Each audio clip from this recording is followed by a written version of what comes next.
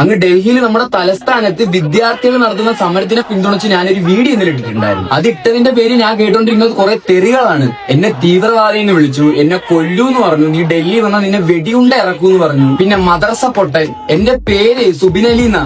അതാണോ പ്രശ്നം? അതുകൊണ്ടാണോ ഞാൻ തീവ്രവാദി എന്നായത്? ഞാൻ വല്ല ഹരിന്നോ സുഖുന്നോ അവരെന്തും വിളിച്ചോട്ടെ, ഉറച്ച നിലപാടോടുകൂടി നാം മുന്നോട്ട് ഇന്ത്യയിലെ 140 കോടി ജനങ്ങളുണ്ടല്ലോ. ആ ജനങ്ങളിൽ സംഘപരിവാർ തീരുമാനങ്ങൾ, അജണ്ടകൾ, നിലപാടുകളോട് ആരെല്ലാം യോജിക്കുന്നുവോ അവരെല്ലാം ഈ നാട്ടിൽ ഏകകണ്ഠേന, രാമനും റഹ്മാനുമെല്ലാം ഈ രാജ്യത്ത് പാകിസ്ഥാൻ പ്രേമികളും രാജ്യവിരുദ്ധരും രാജ്യദ്രോഹികളാവും. ഞാൻ രാജ്യദ്രോഹി, അപ്പൊ നിങ്ങൾക്ക് ആ രാജ്യസ്നേഹികളാണോ? എനിക്കറിയാൻ ചോദിക്കുകയാണ്.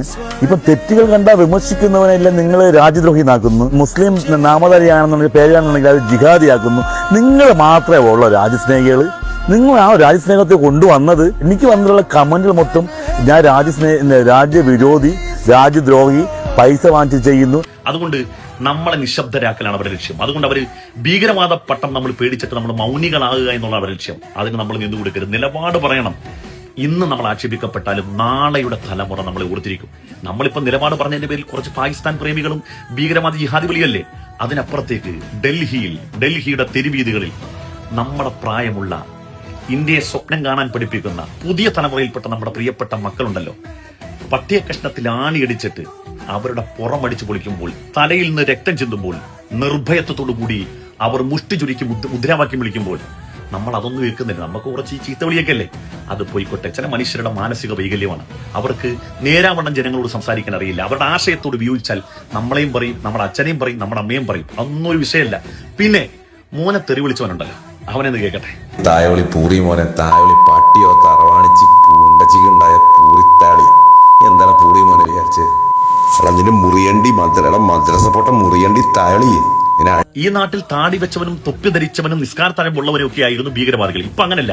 റഹ്മാനും രമേശും ഒക്കെ തീവ്രവാദി, ഭീകരവാദി, മദ്രസ പൊട്ടം പട്ടം കിട്ടുവാണ്. എന്തിന്റെ പേരിൽ? ഉറച്ച നിലപാടെടുത്തതിന്റെ പേരിൽ. ഈ ചെറുപ്പക്കാരനെ തെറി വിളിച്ചവനുണ്ടല്ലോ, ഇവനാണ് അവൻ. ഈ ഖുറാനുള്ള തന്തയില്ലായ്മ തരങ്ങളും അതേപോലെ തന്നെ ഇസ്ലാമിലുള്ള ഊണ്ടിത്തരങ്ങളും നമ്മൾ പറയാൻ തുടങ്ങിയപ്പോ നമ്മൾ പറയണം. ആണ്, മനസ്സിലായില്ലേ?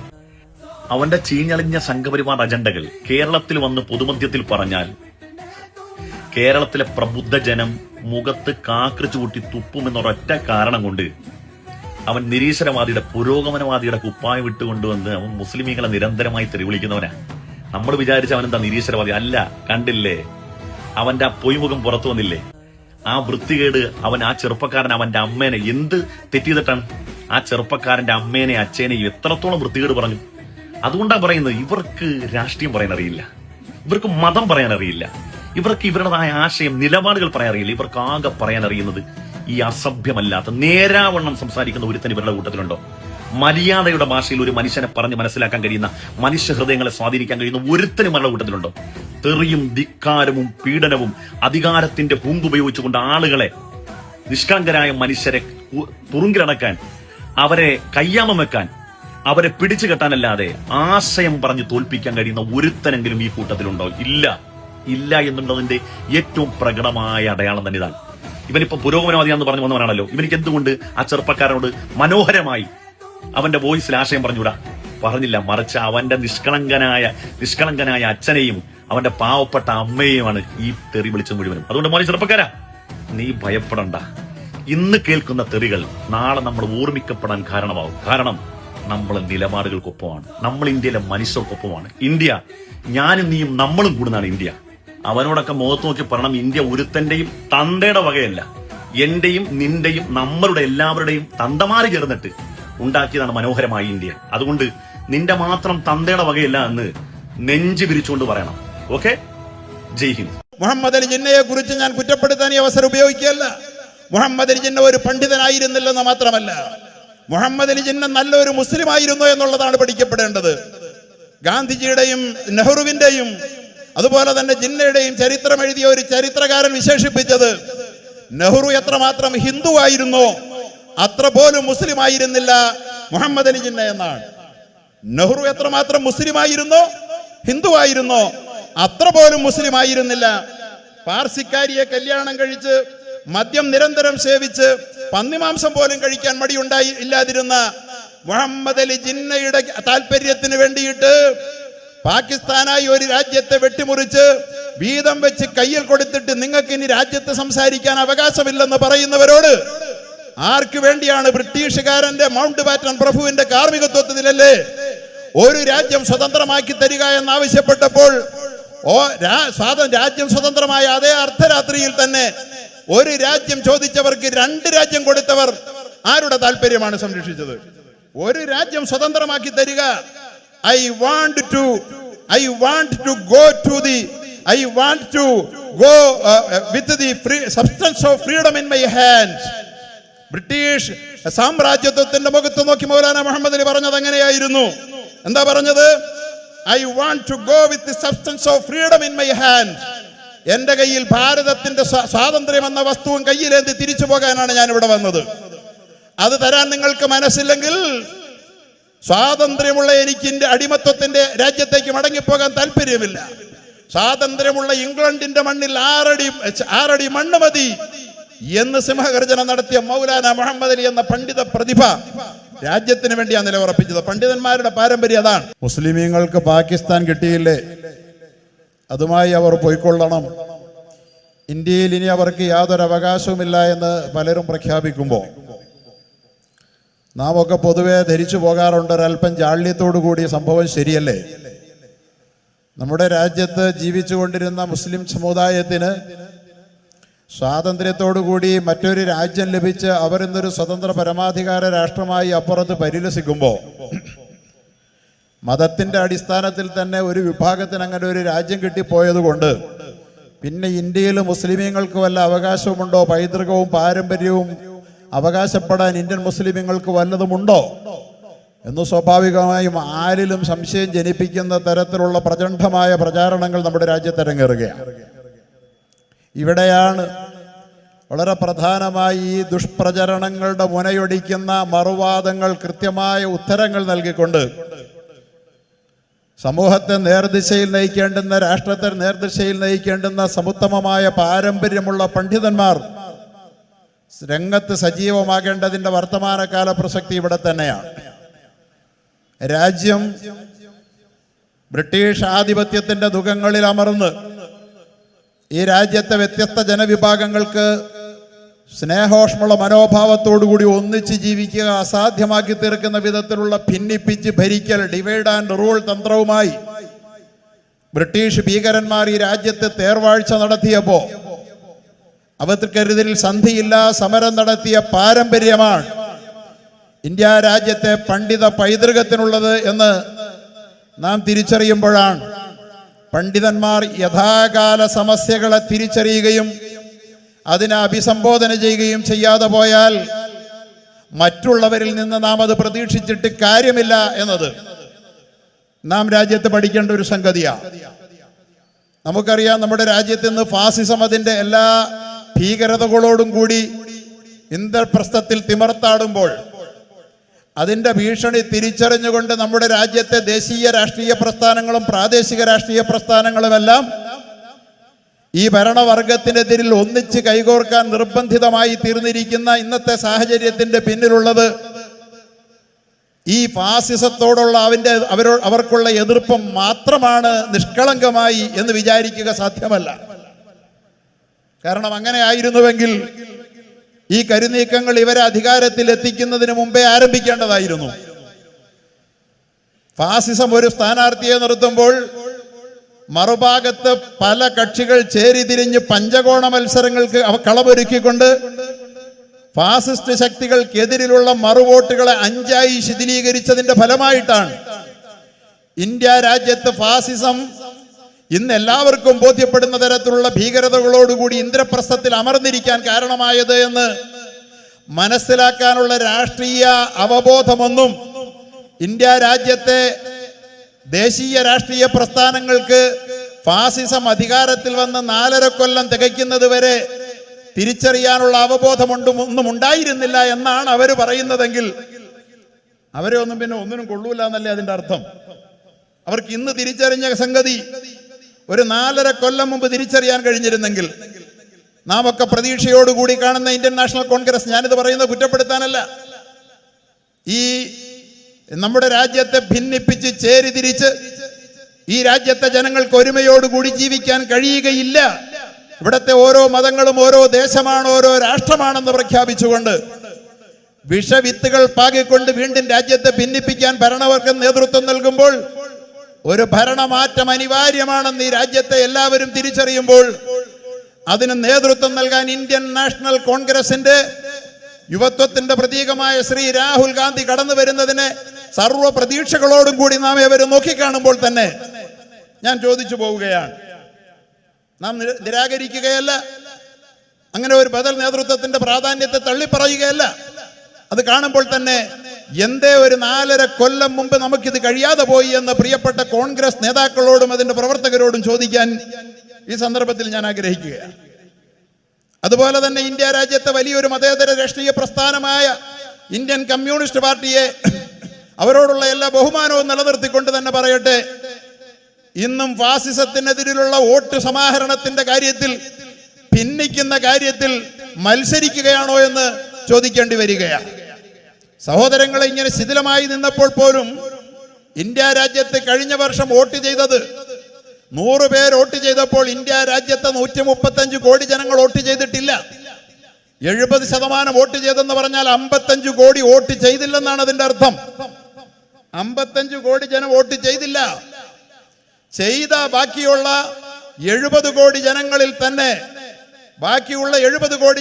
തന്നെ അതിൽ തന്നെ 69 പേർ ഇന്ന് ഇന്ത്യ ഭരിക്കുന്നവർ ഭരിക്കണ്ട എന്ന് വോട്ട് ചെയ്തവരാണ്. എന്നിട്ടും എന്തുകൊണ്ട് 31% മാത്രം വോട്ട് നേടിയവർ ഇന്ത്യ ഭരിച്ചു എന്ന ചോദ്യത്തിന്റെ ഉത്തരം നൽകാൻ ഈ രാജ്യത്തെ പ്രബുദ്ധമെന്ന് അവകാശപ്പെടുന്ന രാഷ്ട്രീയ പ്രസ്ഥാനങ്ങൾക്ക് ബാധ്യതയുണ്ടെന്ന് പറയാൻ ഞാൻ ആഗ്രഹിക്കുകയാണ്. ഇവിടെ പലപ്പോഴും തെറ്റിദ്ധരിപ്പിക്കാറുണ്ട്.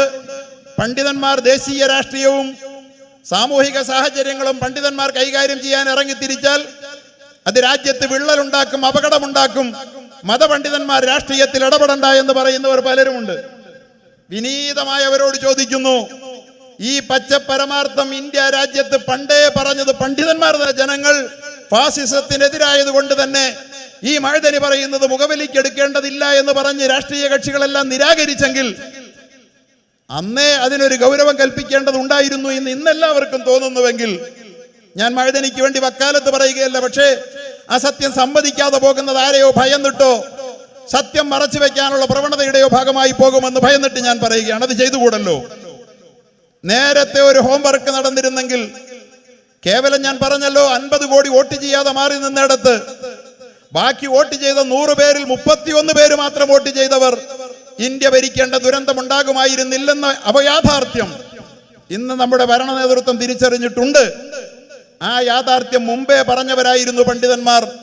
ഇന്നും ഒരിക്കൽ കൂടി ആദരണീയരായ മതേതര പ്രസ്ഥാനത്തിന്റെ നേതാക്കന്മാരെ സർവ്വ ബഹുമാനങ്ങളോടും കൂടി ഒരിക്കൽ കൂടി അത് ഓർമ്മിപ്പിക്കാൻ വേണ്ടിയാണ് പണ്ഡിതന്മാർ രംഗത്ത് വന്നിരിക്കുന്നതെന്ന് മാത്രം വിനീതമായി പറഞ്ഞുകൊള്ളട്ടെ. അല്ലാതെ ആരോടും ഒരു സംഘർഷത്തിനും ഏറ്റുമുട്ടലിനോ വേണ്ടിയല്ല. ഇവിടെ ഇന്ത്യൻ മുസ്ലിമീങ്ങളുടെ പാരമ്പര്യം എന്തായിരുന്നു അതൊക്കെ പറഞ്ഞ് ബോധ്യപ്പെടുത്തേണ്ട സംഗതികളാണ്. കാരണം ഇവിടെ ഉയരുന്ന ചോദ്യം, പാകിസ്ഥാൻ ഉള്ളപ്പോ പിന്നെ ഇന്ത്യയിൽ എന്താ നിങ്ങളുടെ അവകാശം എന്നാ. പക്ഷെ പാകിസ്ഥാൻ ആർക്കായിരുന്നു വേണ്ടിയിരുന്നത് എന്ന് ഇന്നും ചിന്തിക്കേണ്ടതുണ്ട്. പാകിസ്ഥാൻ ഇന്ത്യ രാജ്യത്തിന് വേണമെന്ന് ഇന്ത്യ രാജ്യത്തിന്റെ മതപണ്ഡിതന്മാർ പറഞ്ഞിരുന്നോ എന്നാണ് ചോദ്യം. ഇന്ത്യ രാജ്യത്തിന്റെ ദേശീയ പ്രസ്ഥാനത്തിന്റെ അതിന്റെ സ്ട്രഗ്ലിങ്ങിൽ അതിന്റെ ഏറ്റവും തീക്ഷ്ണമായ നാളുകളിലൂടെ കടന്നുപോയപ്പോ ഇന്ത്യ രാജ്യത്തിന് നേതൃത്വം നൽകിയ മഹാന്മാരായ പണ്ഡിതന്മാർ, ഇന്ത്യ രാജ്യത്തിന്റെ രാഷ്ട്രപിതാവായ മഹാത്മാഗാന്ധിയുടെ ഇടം വലം കൈകൾ എന്ന് വിശേഷിപ്പിക്കപ്പെട്ട മൗലാന മുഹമ്മദ് അലിയും മൗലാന ഷൗക്കത്ത് അലിയും വിഭജനത്തിന്റെ ഒപ്പമായിരുന്നോ നിലയുറപ്പിച്ചത്? പണ്ഡിതന്മാരെ കുറിച്ച് നിങ്ങൾ തന്നെ പറ. ആയിരുന്നോ? അവർ പാകിസ്ഥാൻവാദികളായിരുന്നോ? മൗലാന മുഹമ്മദ് അലി ആരാണ്? ഓക്സ്ഫോർഡ് വിദ്യാർത്ഥി പ്രസ്ഥാനത്തിന്റെ ഏഷ്യക്കാരനായ ആദ്യത്തെ ജനറൽ സെക്രട്ടറി, ബ്രിട്ടീഷ് സാമ്രാജ്യത്തിന്റെ മുഖത്ത് നോക്കി ഗർജിച്ച് ചോര തുപ്പി മരിച്ച ഇന്ത്യക്കാരനായ ഒരേ ഒരു ഭാരതീയൻ. അദ്ദേഹത്തിന്റെ നയാഗ്രയെ വെല്ലുന്ന ഇംഗ്ലീഷ് പ്രഭാഷണം കേട്ടുകൊണ്ട്, ബ്രിട്ടീഷ് രാജാവിനെ ചീത്ത വിളിക്കുന്ന കുറ്റപ്പെടുത്തുന്ന പ്രഭാഷണം കേട്ടുകൊണ്ട് അദ്ദേഹത്തിന്റെ പ്രഭാഷണം ഇനിയും തുടരണം, കേട്ട് ആസ്വദിക്കണമെന്ന് ബ്രിട്ടീഷുകാരൻ പോലും കൊതിച്ചു പോയ പ്രഭാഷണ ചാതുരിയുടെ ഉടമ വട്ടമേശ സമ്മേളനത്തിൽ പ്രസംഗിക്കാൻ പോയിട്ട് ബ്രിട്ടീഷ് രാജാവിന്റെ മുഖത്ത് നോക്കി പ്രസംഗിച്ച് സിംഹഗർജനം നടത്തി ചോര തുപ്പി മരിച്ചിട്ട് അതിനുശേഷം ചോര തുപ്പിയ ആ മനുഷ്യൻ 6 ആഴ്ചകൾക്ക് ശേഷം മരണപ്പെട്ടതിന് ശേഷം മുസ്ലിം ലോകത്തിന്റെ ഒന്നാമത്തെ ഖിബലയായ പരിശുദ്ധമായ ബൈത്തുൽ മഖദ്ദിസിന്റെ അകത്തളത്തിൽ ഇന്ന് അന്ത്യവിശ്രമം കൊള്ളുന്നെങ്കിൽ ഈ വിനീതന് ആ മഹാനുഭാവന്റെ തിരുമുറ്റത്ത് പോയി ആ മഖബറയ്ക്ക് മുമ്പിൽ പോയി സിയാറത്ത് ചെയ്യാൻ ഭാഗ്യം കിട്ടിയ ആ മൗലാന മുഹമ്മദ് അലി എന്ന മതപണ്ഡിതൻ, അവർക്കുള്ളതാണല്ലോ മൗലാന എന്ന വിശേഷണം, അവരാരോടൊപ്പമാണ് നിലയുറപ്പിച്ചത്? പണ്ഡിതന്മാർ ചെയ്ത പണി എന്തായിരുന്നു? പണ്ഡിതന്മാരുടെ രാഷ്ട്രദ്രോഹമായിരുന്നോ ചെയ്തത്? അപ്പുറത്ത് മൗലാന മുഹമ്മദ് അലി ജിന്നയെ കുറിച്ച് ഒരുപക്ഷെ പറഞ്ഞേക്കും. മുഹമ്മദ് അലി ജിന്നയെ കുറിച്ച് ഞാൻ കുറ്റപ്പെടുത്താൻ ഈ അവസരം ഉപയോഗിക്കുകയല്ല. മുഹമ്മദ് അലി ജിന്ന ഒരു പണ്ഡിതനായിരുന്നില്ലെന്ന് മാത്രമല്ല, മുഹമ്മദ് അലി ജിന്ന നല്ലൊരു മുസ്ലിം ആയിരുന്നു എന്നുള്ളതാണ് പഠിക്കപ്പെടേണ്ടത്. ഗാന്ധിജിയുടെയും നെഹ്റുവിന്റെയും അതുപോലെ തന്നെ ജിന്നയുടെയും ചരിത്രം എഴുതിയ ഒരു ചരിത്രകാരൻ വിശേഷിപ്പിച്ചത് നെഹ്റു എത്രമാത്രം ഹിന്ദു ആയിരുന്നോ അത്ര പോലും മുസ്ലിം ആയിരുന്നില്ല മുഹമ്മദ് അലി ജിന്ന എന്നാണ്. നെഹ്റു എത്രമാത്രം മുസ്ലിം ആയിരുന്നോ ഹിന്ദു ആയിരുന്നോ അത്ര പോലും മുസ്ലിം ആയിരുന്നില്ല. പാർസിക്കാരിയെ കല്യാണം കഴിച്ച് മദ്യം നിരന്തരം സേവിച്ച് പന്നിമാംസം പോലും കഴിക്കാൻ ഇല്ലാതിരുന്ന മുഹമ്മദ് അലി ജിന്നയുടെ താല്പര്യത്തിന് വേണ്ടിയിട്ട് പാകിസ്ഥാനായി ഒരു രാജ്യത്തെ വെട്ടിമുറിച്ച് വീതം വെച്ച് കയ്യിൽ കൊടുത്തിട്ട് നിങ്ങൾക്ക് ഇനി രാജ്യത്ത് സംസാരിക്കാൻ അവകാശമില്ലെന്ന് പറയുന്നവരോട് ആർക്ക് വേണ്ടിയാണ്? ബ്രിട്ടീഷുകാരന്റെ മൗണ്ട് ബാറ്റൺ പ്രഭുവിന്റെ കാർമ്മികത്വത്തിലല്ലേ ഒരു രാജ്യം സ്വതന്ത്രമാക്കി തരിക എന്നാവശ്യപ്പെട്ടപ്പോൾ രാജ്യം സ്വതന്ത്രമായ അതേ അർദ്ധരാത്രിയിൽ തന്നെ ഒരു രാജ്യം ചോദിച്ചവർക്ക് 2 രാജ്യം കൊടുത്തവർ ആരുടെ താല്പര്യമാണ് സംരക്ഷിച്ചത്? ഒരു രാജ്യം സ്വതന്ത്രമാക്കി തരിക. I want to go with the substance of freedom in my hand. British സാമ്രാജ്യത്വത്തിന്റെ മുഖത്ത് നോക്കി മൗലാന മുഹമ്മദ് അലി പറഞ്ഞത് എങ്ങനെയായിരുന്നു? എന്താ പറഞ്ഞത്? I want to go with the substance of freedom in my hand. എന്റെ കയ്യിൽ ഭാരതത്തിന്റെ സ്വാതന്ത്ര്യം എന്ന വസ്തുവും കയ്യിലേന്തി തിരിച്ചു പോകാനാണ് ഞാൻ ഇവിടെ വന്നത്. അത് തരാൻ നിങ്ങൾക്ക് മനസ്സില്ലെങ്കിൽ സ്വാതന്ത്ര്യമുള്ള എനിക്ക് എന്റെ അടിമത്വത്തിന്റെ രാജ്യത്തേക്ക് മടങ്ങിപ്പോകാൻ താല്പര്യമില്ല. സ്വാതന്ത്ര്യമുള്ള ഇംഗ്ലണ്ടിന്റെ മണ്ണിൽ 6 അടി മണ്ണ് മതി എന്ന് സിംഹഗർജനം നടത്തിയ മൗലാന മുഹമ്മദ് അലി എന്ന പണ്ഡിത പ്രതിഭ രാജ്യത്തിന് വേണ്ടിയാണ് നിലയുറപ്പിച്ചത്. പണ്ഡിതന്മാരുടെ പാരമ്പര്യം അതാണ്. ആ പാരമ്പര്യത്തെ കുറിച്ച് സൂചിപ്പിക്കാം. ഞാൻ എല്ലാ പാരമ്പര്യം പറയാൻ എനിക്ക് നേരമില്ലെന്ന് മാത്രമല്ല, നേരം ഉണ്ടെങ്കിലും ഞാൻ പറയില്ല. കാരണം നാം കേൾക്കാൻ കൊതിക്കുന്ന മുസ്ലിം യുവതയുടെ ആവേശത്തിന്റെ തീ ജ്വാലയായ തേജപുഞ്ചം എന്റെ പിന്നിലിരിക്കുന്നു. ഈ മഹത്തായ സദസ്സ് സംഘടിപ്പിക്കുന്നതിന്റെ പിന്നിൽ കേവലം ഒരു സംഘാടകനായി നിലയുറപ്പിച്ചുകൊണ്ട്, ഒരു അനൗൺസറായി നിലയുറപ്പിച്ചുകൊണ്ട്, പാണ്ഡിത്യം വിനയത്തിന്റെ പ്രതീകവൽക്കരണമാണെന്ന് കാട്ടിത്തന്ന പ്രിയപ്പെട്ട അഫ്സൽ ഖാസിമിയുടെ പ്രഭാഷണത്തിന്റെ സമയം നഷ്ടപ്പെടുത്താൻ എനിക്ക് ആഗ്രഹമില്ലാത്തതുകൊണ്ടാണ്. ഒരു രാജ്യം ചോദിച്ചപ്പോൾ 2 രാജ്യം മൗണ്ട് ബാറ്റന്റെ കാർമ്മികത്വത്തിൽ 2ആയി വെട്ടിമുറിച്ചു കൊടുത്തപ്പോൾ ആരുടെ താല്പര്യമായിരുന്നു സംരക്ഷിച്ചത്? സാക്ഷാൽ മൗണ്ട് ബാറ്റന്റെ ബ്രിട്ടീഷുകാരന്റെ. അതേ ബ്രിട്ടീഷുകാരന്റെയും അമേരിക്കക്കാരന്റെയും വൈദേശിക ആധിപത്യക്കാരന്റെയും താല്പര്യം സംരക്ഷിക്കാൻ വേണ്ടിയല്ലേ രാജ്യത്തിന്റെ പ്രധാനമന്ത്രിയായി തെരഞ്ഞെടുക്കപ്പെട്ടിട്ട് പാർലമെന്റിന്റെ അഭിസംബോധന ചെയ്യാൻ പോലും മനസ്സില്ലാതെ, ജനാധിപത്യ രാജ്യമായ ഇന്ത്യയുടെ പാർലമെന്റിന്റെ അഭിസംബോധന ചെയ്യാൻ എനിക്ക് മനസ്സില്ല, എനിക്ക് വിദേശ രാജ്യങ്ങളിൽ പറന്നു നടക്കാനാണ് ഇഷ്ടമെന്ന് പറയുന്ന ഒരു പ്രധാനമന്ത്രിക്ക് അടിമത്വം ആരോടാണ്? ഇന്ത്യയോടാണോ? ഇന്ത്യൻ ജനാധിപത്യത്തോടാണോ? വൈദേശികതയോടാണോ? ഇന്ത്യ രാജ്യത്തിന്റെ നേതാക്കന്മാർക്ക് വിദേശത്തോട് അടിമത്വം വരുമ്പോഴാണ് രാജ്യത്തെ അവർ ഭിന്നിപ്പിക്കാൻ വേണ്ടി ശ്രമിക്കുന്നത്. അമേരിക്ക കൽപ്പിച്ചു, ഞാൻ അനുസരിച്ചു എന്നതാണ് യഥാർത്ഥത്തിൽ നമ്മുടെ ഭരണാധികാരികളുടെ ഇന്നത്തെ നിലപാട്. ഇത് തിരുത്താൻ നമ്മുടെ ദേശീയ ബോധമുള്ള ജനാധിപത്യ കക്ഷികൾ സന്നദ്ധമാക്കണമെന്ന് മാത്രമേ ഈ സന്ദർഭത്തിൽ പറയാൻ ഞാൻ ആഗ്രഹിക്കുന്നുള്ളൂ.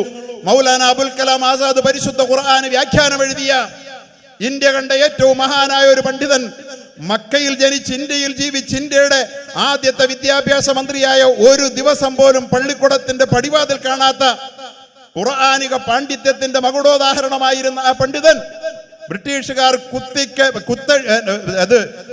വളരെ മോശമാക്കിയ കുത്തഴിഞ്ഞ പുസ്തകം പോലെ അവശേഷിപ്പിച്ചിട്ട് പോയ ഇന്ത്യയുടെ വിദ്യാഭ്യാസ രംഗത്തിന് നേതൃത്വം നൽകാൻ നെഹ്റുവിന്റെ ഇന്ത്യ, ഗാന്ധിജിയുടെ ഇന്ത്യ കണ്ടെത്തിയ മൗലാന മുഹമ്മദ് അലി എന്ന് പറയുന്ന ഖുർആനിക പണ്ഡിതനായിരുന്നു. അദ്ദേഹം പാകിസ്ഥാൻവാദിയായിരുന്നില്ല, വൈദേശികത്വത്തിന്റെ ചെരുപ്പ് നക്കിയായിരുന്നില്ല. പണ്ഡിതന്മാരെവിടെയായിരുന്നു? ദാറുൽ ഉലൂം ദൈവം എന്ന് പറയുന്ന മഹത്തായ പണ്ഡിത പ്രസ്ഥാനം, അഫ്സൽ ഖാസിമി, വിനീതനടക്കമുള്ള ഞങ്ങൾ പണ്ഡിതന്മാരൊക്കെ ഖാസിമികളായത് ദാറുൽ ദൈവത്തിൽ നിന്നാണെങ്കിൽ മൗലാന ഹുസൈൻ അഹമ്മദ് മദനി റഹ്മത്തുള്ളാഹി അലൈഹി ഇന്ത്യ രാജ്യത്തിന്റെ സ്വാതന്ത്ര്യത്തിന് വേണ്ടി പൊരുതിയതിനെ മാനിച്ചുകൊണ്ട് അതിനെ പുരസ്കരിച്ചുകൊണ്ട് സ്വതന്ത്ര ഇന്ത്യയിൽ ആദ്യമായി ഭാരതരത്നം വെച്ച് നീട്ടിയത് മൗലാന ഹുസൈൻ അഹമ്മദ് മദനിക്കാണ്. അദ്ദേഹം പറഞ്ഞു, എനിക്കത് വേണ്ട, ഞാനത് ആഗ്രഹിച്ചിട്ടല്ല യുദ്ധം ചെയ്തത് അല്ലെങ്കിൽ സമരം ചെയ്തത്. അതിന് കൂടുതൽ അനുയോജ്യനായ എന്റെ സഹോദരൻ മൗലാന അബുൽ കലാം ആസാദിന് ഇന്ത്യയുടെ പ്രഥമ വിദ്യാഭ്യാസ പദം, അതാ ഞാൻ പറഞ്ഞത്, ഭാരതരത്നമല്ല, അത് പിന്നെ കൊടുക്കപ്പെട്ടതാണ്. അത് മൗലാന ആസാദിന് കൊടുക്കൂ എന്ന് ആസാദിന് നേരെ വിരൽ ചൂണ്ടിയത് മൗലാന ഹുസൈൻ അഹമ്മദ് മദനിയാണ്. ദാറുൽ ദൈവത്തിന്റെ ഷെയ്ഖുൽ ഹദീദാണ്. ഇത് വെറുതെ വീരവാദമല്ല. ഇന്ത്യൻ നാഷണൽ കോൺഗ്രസ് എന്ന് പറയുന്ന ഇന്ത്യ ഏതാണ്ട് 50 കാലത്തോളം അടക്കി ഭരിച്ച മതേതര പ്രസ്ഥാനം, അതിനെ നാം ഇന്നും ബഹുമാനിക്കുന്നു. അതിന്റെ അപജയമാണ് യഥാർത്ഥത്തിൽ ഫാസിസ്റ്റുകളെ ഇന്ത്യയുടെ ഇന്ദ്രപ്രസ്ഥത്തിൽ കുടിയിരുത്തിയത്. അതതിന്റെ ധാർമ്മിക മൂല്യങ്ങളിലേക്ക്, മതേതര മൂല്യങ്ങളിലേക്ക് തിരിച്ചു വരണമെന്ന് ഞങ്ങൾ അപേക്ഷിക്കുകയും ആഗ്രഹിക്കുകയുമാണ്. ആ ഇന്ത്യൻ നാഷണൽ കോൺഗ്രസ് മൗലാന ഹുസൈൻ അഹമ്മദ് മദനിയുടെ പുത്രനായ അസദ് മദനിയെ MP ആയി, രാജ്യസഭയുടെ MP ആയി പതിറ്റാണ്ടുകളോളം ഇന്ത്യൻ പാർലമെന്റിലേക്ക് നോമിനേറ്റ് ചെയ്തിരുന്നു. വെറുതെ അല്ലത്. ഇന്ത്യൻ നാഷണൽ കോൺഗ്രസ് ആ പാരമ്പര്യത്തെ വിലമതിച്ചിരുന്നതിന്റെ പേരിലാണ്. ഒരു രാജ്യസഭാ MP സ്ഥാനം എത്ര വിലപ്പെട്ടതാണെന്ന് സച്ചിൻ തെണ്ടുൽക്കർക്ക് കൊടുക്കുന്ന, അതുപോലെ തന്നെ ഇന്ത്യയിലെ പ്രമുഖരായ ആളുകളെ മാത്രം നോമിനേറ്റ് ചെയ്യുന്നതാണ്. ജമിയത്തുൽ ഉലമായ ഹിന്ദിന്റെ പ്രതിനിധി അസദ് മദനി സാഹിബ് പതിറ്റാണ്ടുകളോളം, 4 പതിറ്റാണ്ടുകളോളം അദ്ദേഹം അടക്കം ജമിയത്തുൽ ഉലമാന്റെ ഒരു MP ഇന്ത്യ രാജ്യത്തിന് കോൺഗ്രസിന്റെ വക സമ്മാനമായി ഇന്ത്യൻ പാർലമെന്റിൽ ഉണ്ടായിരുന്നു എന്നറിയുമ്പോഴാണ് ആ പൈതൃകം തിരിച്ചറിയുക. ഞാൻ പറഞ്ഞത്, ഇന്ത്യയുടെ ദേശീയോത്ഗ്രഹത്തിന് സ്വാതന്ത്ര്യകാലം മുതൽ ഇന്നും എന്നും നേതൃത്വം നൽകി വരുന്ന പാരമ്പര്യമേ പണ്ഡിതന്മാർക്ക് പറയാനുള്ളൂ. രാഷ്ട്രീയക്കാർ പലപ്പോഴും വ്യതിചലിച്ചു പോകാറുണ്ട് എന്ന് വളരെ ഖേദത്തോടു കൂടി പറഞ്ഞുകൊണ്ട്, ഇന്നെല്ലാവരും ഒന്നിച്ചിരിക്കുന്ന ഈ ഒന്നിക്കൽ, ഈ യോജിപ്പ് ഒരു 4.5 കൊല്ലങ്ങൾക്കപ്പുറം ഉണ്ടായിരുന്നുവെങ്കിൽ, തിരിച്ചറിവുണ്ടായിരുന്നുവെങ്കിൽ, പണ്ഡിതന്മാർ പേർത്തും നിങ്ങളെ ബോധ്യപ്പെടുത്തിയ ആ തിരിച്ചറിവുണ്ടായിരുന്നെങ്കിൽ, ഇന്ന് ഞങ്ങൾ പറയുന്ന തിരിച്ചറിവുണ്ടായിരുന്നുവെങ്കിൽ, രാജ്യത്തെ 55 കോടി ജനങ്ങൾ മാറി നിന്ന, വോട്ട് ചെയ്തവരിൽ 69 പേർ വോട്ട് ചെയ്യാതിരുന്ന, കേവലം 31 പേർ എന്ന് പറയുമ്പോൾ മൊത്തം ഇന്ത്യൻ ജനസംഖ്യയുടെ 10 അല്ലെങ്കിൽ 15% മാത്രം വോട്ട് ചെയ്ത ആളുകൾ ഇന്ത്യയുടെ അധികാര സോപാനങ്ങളിൽ അടയിരിക്കുമായിരുന്നില്ലെന്ന് തിരിച്ചറിയാൻ പ്രിയപ്പെട്ട മതേതര പ്രസ്ഥാനങ്ങൾക്കും അതിന്റെ ആദരണീയരായ നേതാക്കൾക്കും കഴിയുമാറാകട്ടെ എന്ന് മാത്രം പറഞ്ഞുകൊണ്ട്, ഞാൻ വലിയൊരു കൊടുങ്കാറ്റ് നമ്മളെല്ലാവരും കാത്തിരിക്കുന്നത്, അത് പ്രതീക്ഷിക്കുന്നത് കൊണ്ട് അർത്ഥവത്തായ ഒരു പ്രഭാഷണത്തിന് വേണ്ടി വിനീതൻ വഴിമാറട്ടെ.